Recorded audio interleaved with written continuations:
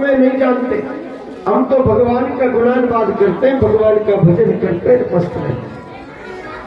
बोले जी फिर कौन बताएगा? बोले आगे चले जाओ। दुर्वासा जी महाराज क्रोधी ऋषि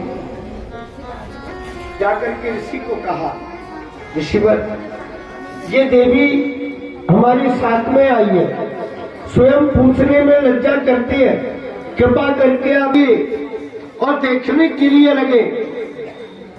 ऋषि को पता लग गया कि यदुवंशियों के बालक ब्राह्मणों की परीक्षा ले रहे हैं। क्या ले रहे हैं? ब्राह्मणों की परीक्षा, यदुवंशियों के बालक। दुर्वासा जी तो वैसे ही क्रोधी ऋषि, लाल लाल नेत्र हो गए और फड़फड़ाने के लिए लग गए।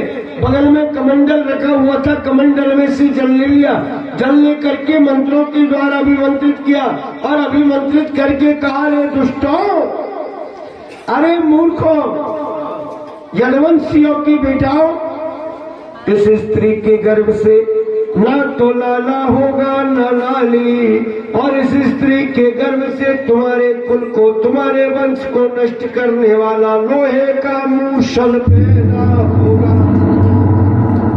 ये सब, और अब हमें छोड़ करके सारे के सारे चल दिए। चले कि रुक जाओ। बोले बात क्या है ये तो बताओ। बोले क्या पता, मुझे तो पता नहीं जा रहा। सब रुक गए, वस्त्र खोले।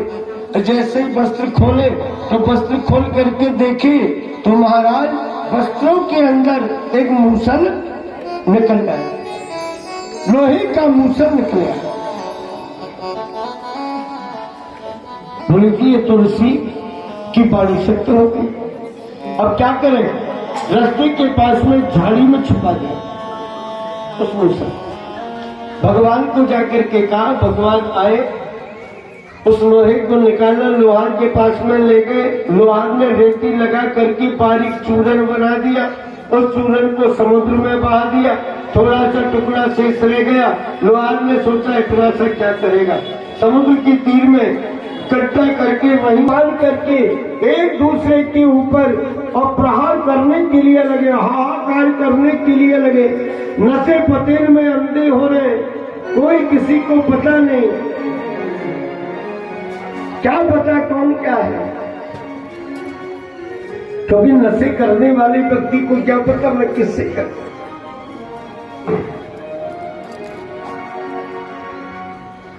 एक दिन नशा करने वाला व्यक्ति हमको भी मिल गया बाजार में, बहुत अच्छे घर का, और वो आदमी भी बहुत ही अच्छा, घर भी अच्छा और वो भी अच्छा। लेकिन मुझे इतने अब तक के जीवन में ये पता नहीं था कि ये नशा करता है, पता नहीं था, करता होगा, लेकिन मेरी दृष्टि के सामने पहली बार आया। बहुत अच्छा मान सम्मान करता था, जहां भी मिलता माथा टेक करके चरणों में प्रणाम करता, अच्छा मान सम्मान करता। उस दिन मैंने उसे देखा, अरे मैंने कि भैया तू ऐसा कब से? ए मिस्टर जी, आपको मेरी कसम है, मेरे घर वाले से मत कहना, मेरे घर वालों से मत कहना। मैंने कहा भैया घर वाले इनसे तो मैं तो नहीं कहूंगा, लेकिन कोई भी जाकर के कह देगा, ये बात अच्छी नहीं है। अरे परम पिता परमात्मा ने तुमको संपन्न किया है, संपन्न बनाया है, तुम्हारे घर में दाल रोटी की किसी बात की कोई कमी नहीं है। जो खाने वाली चीज है, खाने वाली वस्तु है, उसको खाओ, काजू खाओ, बादाम खाओ, पिस्ते खाओ, फल खाओ, जूस पियो, अनार खाओ, लहू बढ़ेगा, खून बढ़ेगा। तरह तरह की सब्जी बना करके खाओ, हरी सब्जी खाओ, तरह तरह की रोटी बना के खाओ, हलवा बना करके खाओ, रोजाना बादाम के हलवे का नाश्ता, इसमें लस्सी, इसी में भोजन, दाल इसी में, रोटी इसी में, और वो आजकल वो चलते हैं ना स्पेशल, वो भी इसी में। बीड़ी पी रहा है तो इसी में जर्दा खा रहा है, तो इसी में सिगरेट पी रहा है, तो इसी में गुटखा खा रहा है, तो इसी में। अरे क्या रे, ये कुछ कचरा पेटी थोड़ी है, सारी चीज जा रही है इसमें। भक्ष अभक्ष जो नहीं खाने वाली वस्तु उनको भी इसी में भर रहा है। धिक्कार है ऐसे जीवन के। कदापि ऐसा विचार जीव का, मनुष्य का नहीं होना चाहिए। मनुष्य का शरीर बार बार में मिलने वाला नहीं है मेरे भाई। ठाकुर जी की कृपा बड़ी सौभाग्य से होती है। अपने गुरु की आज्ञा लेकर के और भगवान का यजन करो। साथ में केवल यही जाएगा, बाकी और कुछ जाने वाला नहीं है। कहते हैं ना, कमा कमा करके बैंक बैलेंस बना करके रख दिया तो रखे रखे में लग जाएगा जंग। कमा कमा करके, और ये जीवन मिलने वाला नहीं है। बहुत हिसाब से चलोगे, हिसाब से किसी से भी प्रेम करो, प्यार करो, प्रीति करो।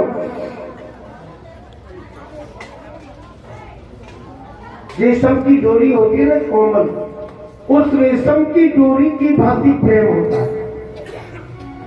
रही मन धागा प्रेम का, अजीमत छोड़ो चिटकाए, टूटे से फिर ना जुड़े, जुड़े गांठ पड़ी। एक बार टूट गया तो जुड़ेगा नहीं, और जुड़ेगा तो बीच में गंठी हो जाएगा। इसलिए भगवान का यजन ही सर्वोपरि है।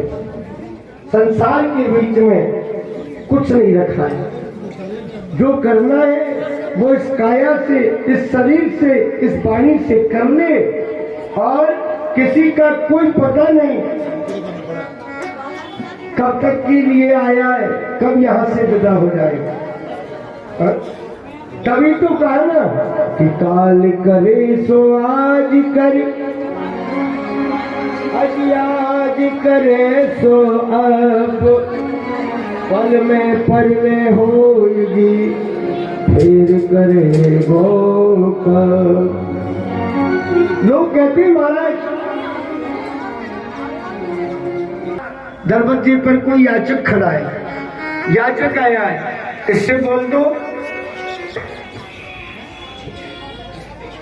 याचक से कह दो भैया कल लाना, आज तो मैं भोजन करने बैठ गया। भीम के लिए जब पता लगा कि भैया कल के लिए कह रहे हैं, तो भीम ने अपने गले के बीच में ढोल बांध लिया, और ढोल बांध करके और ढोल को बजाते बजाते पूरी हस्तिनापुरी में, पूरी दिल्ली के बीच में परिक्रमा लगा। बोले जाओ, मेरे बड़े भैया ने मृत्यु के ऊपर विजय प्राप्त कर लिया। सारे लोग देखते ही रह गए कि भीम क्या कर रहा है। महाराज सारे के सारे लोग हस्तिनापुरी के महलों के सामने और खड़े हो गए। सारे हस्तिनापुरी किस जगह? दिल्ली। दिल्ली तो बहुत लंबी चौड़ी है। किस जगह दिल्ली में? लाल किले के पीछे, जहाँ रविवार को वो लगता है, बाजार लगता है, वहाँ लाल किले के पीछे की तरफ आप जाएंगे तो वहाँ फोन भी लगा हुआ है, पांडवों का निवास। ये सभा स्थल यहाँ सभा होती थी, लाल किले के बिल्कुल नियर पीछे। मेरे भाई है, सारे लोग वहां करके एकत्रित हो गए। बोले भैया ढोल क्यों बजा है? बोले भैया ने विजय प्राप्त कर ली मृत्यु को।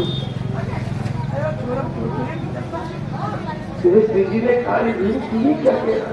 बोले भैया वो व्यक्ति जो आया था याचना करने, आपने उससे ये कहा था कि आज तो मैं बैठ गया, कल लाना।